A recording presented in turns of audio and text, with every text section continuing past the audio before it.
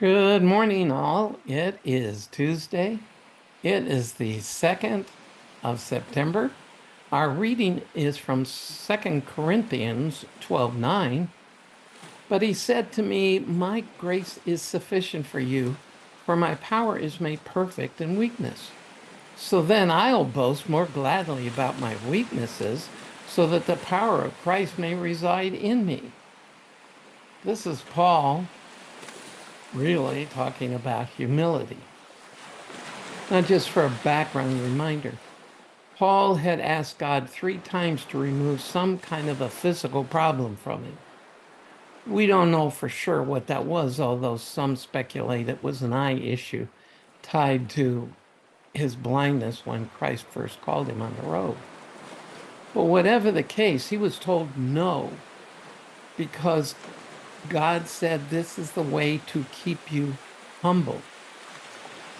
And just as a side note, this is a perfect example of the fact God doesn't intend to heal everybody, that he is more concerned with our being able to serve him and glorify him than issues of healing. Now, he may choose to do so, but in Paul's case, he chose not to for a very specific reason.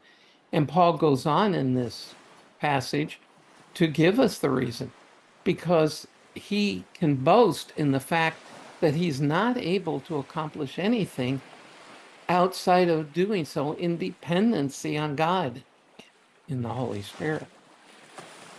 It's a reality of the Christian life, but it's one we sometimes forget. Well, we're told that God helps those who help themselves. I don't remember that verse. And if you try to pull yourself up by your spiritual bootstraps, all you're going to end up with is a spiritual hernia. We accomplish what we do in dependency on him, and that's what Paul is saying. It's a statement of humility. We are saved by recognizing we can do nothing to save ourselves and receive the gift of salvation. We serve God by saying there's nothing we can do to serve him out of our own strength, but by dependency on him. And we'll go into eternity being conformed to the image of Christ, because he's the one that does the work of conforming us. So what Paul is saying is boast in who God is. And the way we can boast is making it clear that whatever we've accomplished, whatever you see in my life that's of value, that came from the Lord.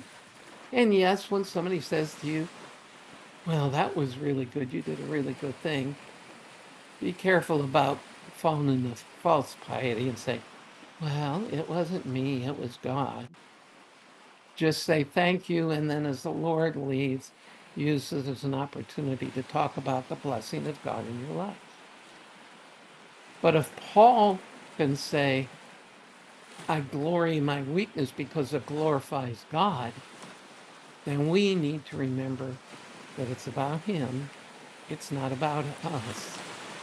And really, if we don't let pride get in the way, that takes off a lot of pressure on us to perform. Because we don't need to perform, we need to allow God to work through us.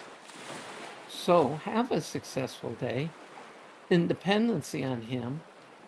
And remember, unlike Moses, who couldn't enter the land because he took credit for what God did, let's get God the credit for what he does in our lives. And I'll see you again tomorrow.